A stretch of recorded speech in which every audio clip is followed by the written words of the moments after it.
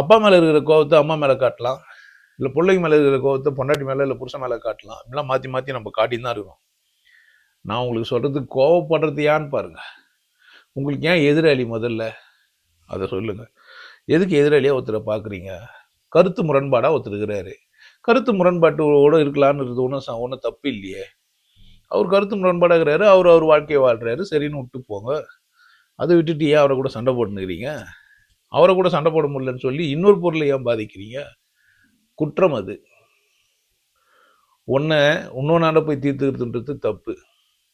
Purpose என்னான்னு பாருங்க. கோபம் ஏன் வருதுன்னு பாருங்க. எதிராளி ஏன் உருவானான்னு பாருங்க.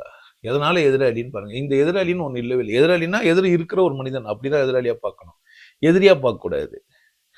நம்ம போரிட்டு மாறுறதுக்கு பிறக்கல, இன்னொருத்தர் கூட சண்டை போடுறதுக்கு பிறக்கல.